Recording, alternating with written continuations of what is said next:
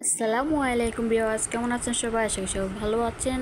তো আলহামদুলিল্লাহ আমি অনেক ভালো আছি। তো এখানে আমি চিকেন ভেজিটেবল রেসিপি শেয়ার করব। তো এখানে আদা কুচি, রসুন কুচি দিয়ে ব্রাউন কালার করে ভেজে পরিমাণ মতো চিকেন দিয়ে দিয়েছি। তো এখানে হচ্ছে গাজর গোল গোল চাক চাক করে কেটে নিয়েছি। তো এবার দিয়ে দিব হচ্ছে পেঁপে,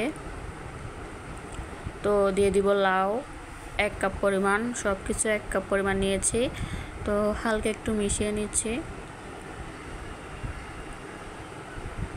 তো দিয়ে দিব কাঁচামরিচ ফালি করা 5-6টার মতো, দিয়ে দিব ক্যাপসিকাম আর টমেটো, দিয়ে দিব হালকা লবণ, দিয়ে দিব পানি, হালকা একটু পানি দিয়েছি। সবজিটা হালকা সেদ্ধ হবে, পুরোপুরি সেদ্ধ হবে না। তো দিয়ে দিব পেঁয়াজের পাপড়ি,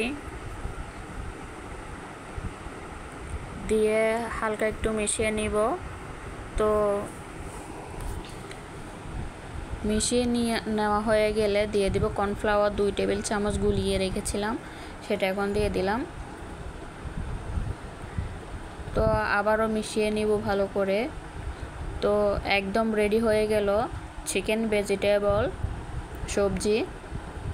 তো আপনারা চাইলে এভাবে বাড়িতে বানিয়ে খেতে পারেন। সব সময় তো আর রেস্টুরেন্টে যাওয়া হবে না, তাই আপনারা বাড়িতে এভাবে ট্রাই করে দেখতে পারেন। আশা করি ভালো লাগবে। তো ভালো লাগলে প্লিজ আমার চ্যানেলটি সাবস্ক্রাইব করবেন, পাশে থাকা বেল আইকনটি প্রেস করবেন, যাতে করে নতুন কোনো নোটিফিকেশন সবার আগে পেতে। তো আসসালামু আলাইকুম, ভালো থাকবেন, সুস্থ থাকবেন, আল্লাহ হাফেজ।